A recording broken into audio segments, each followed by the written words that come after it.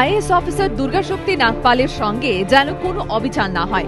শনিবার এই মর্মে প্রধানমন্ত্রীকে চিঠি দেন কংগ্রেস সভানেত্রী সোনিয়া গান্ধী, যার 24 ঘন্টার মধ্যে উত্তরপ্রদেশ সরকারের কাছে রিপোর্ট চায় কর্মীবর্গ মন্ত্র।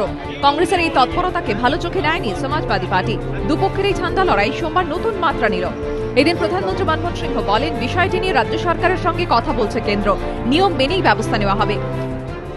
Well, there are rules laid down and the rules will be followed, and we are in touch with the state government to find out the full details of the case. যদিও দুর্গা শক্তি suspend ইস্যুতে তার সরকার যে আদৌ পিছু হটতে রাজি নয়, এদিন তা ফের স্পষ্ট করে দেন উত্তরপ্রদেশের মুখ্যমন্ত্রী অখিলেশ যাদব। अगर कोई अधिकारी गलती करता है तो उसको सजा मिले और राजनीति करने वालों को हमेशा संबंध अच्छे सत्कारों से रखें। क्योंकि पत्रकार पता नहीं क्या करते हैं, किस बात को कैसा दिखाने लगे, कब ब्रेकिंग न्यूज हो जाए।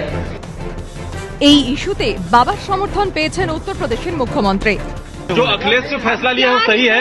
पार्टी के मुखिया के नाते, पार्टी के मुखिया के नाते सही है। सस्पेंशन खत्म होगा, उससे बहुत दिक्कत हो जाती नहीं।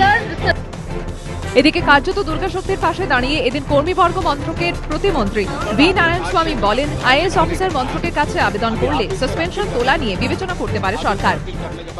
अभी चार्जशीट आने के बाद अभी ऑफिसर अपील करना पड़ेगा। ऑफिसर अपील करने के बाद आप मेरिट पर निर्णय करेगा ये सस्पेंशन और चार्जशीट वैलिड है वैलिड नहीं। কেন্দ্র মন্ত্রীর এই মন্তব্যের প্রেক্ষিতে সমাজবাদী পার্টির নেতা রামগোপাল যাদবের কটাক্ষ, কেন্দ্র সব আইএএস কে তুলে নিলেও রাজ্য চালাতে তাদের কোনো অসুবিধা হবে না। तो दुर्गा मामले में चार्जशीट भेजी गई है यूपी सरकार की तरफ से, तो कोई गलती करेगा चार्जशीट ही भेजी जाती। একদিকে কেন্দ্রের তৎপরতা, অন্যদিকে উত্তরপ্রদেশ সরকারের অনড় অবস্থান। দুর্গা শক্তির সাসপেনশন ইস্যু কি তবে চির ধরাতে চলেছে কংগ্রেস সমাজবাদী পার্টি সম্পর্কে? সেই প্রশ্নেই এখন উত্তাল রাজনৈতিক মহল। এবিপি আনন্দ।